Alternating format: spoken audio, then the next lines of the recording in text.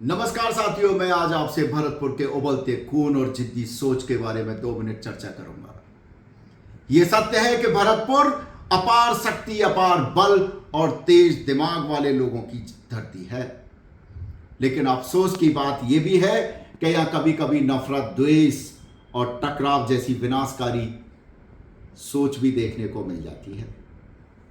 वास्तविकता में तो भरतपुर किसी का बुरा करने वाली सोच नहीं रखता। सरदारी हमेशा न्यायप्रिय और हमेशा असहाय गरीबों की रक्षा करने वाली सोच रखती है। भरतपुर की सरदारी को सही दिशा अगर मिल जाए तो ये बहुत कुछ बड़ा कर सकती है। आज समय है जब हम लोगों को शिक्षा की तरफ ध्यान देना चाहिए। आज भी हमारे यहाँ बच्चों की शिक्षा पर ज़्यादा ध्यान नहीं है, जबकि बहुत ही प्रतिभाशाली बच्चे हैं। अगर उनको पढ़ने पर लगाया जाए तो वो पूरी दुनिया में अपना नाम रोशन करेंगे। युवाओं को अपराधों से और नशाओं से दूर रखने की जरूरत है। युवाओं को संस्कार और संस्कृति दिखाने की जरूरत है।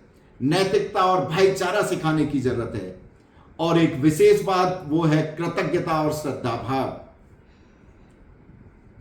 यह देखा गया है कि कोई इंसान चाहे आपके लिए सैकड़ों भले काम कर दे, अगर उसकी एक बात से आप संतुष्ट नहीं होते हैं तो आप उनका विरोध शुरू कर देते हैं।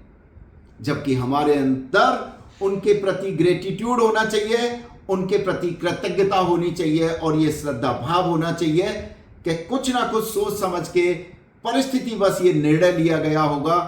हमें धैर्य और समझ सोच के साथ इस बात पर विचार करना चाहिए और ध्यान रखना चाहिए। किसी भी बड़े समाज में कभी ऐसा नहीं होता है कि समाज के बड़े लोगों को गाली दी जाए। हम लोगों को विवेकपूर्वक अपने समाज के लोगों को गाली देने से, उनके ऊपर उंगली उठाने से परहेज करने की जरूरत है।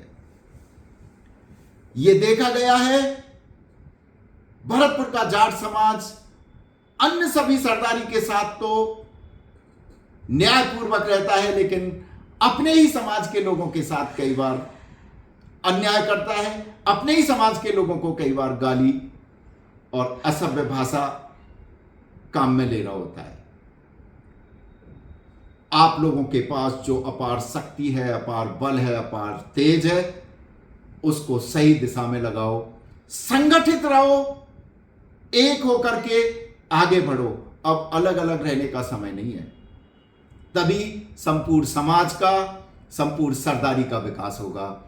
धन्यवाद साथियों। मैं मूर्धवर सिंह, प्रदेश प्रवक्ता, यूनाइटेड जाट महासभा।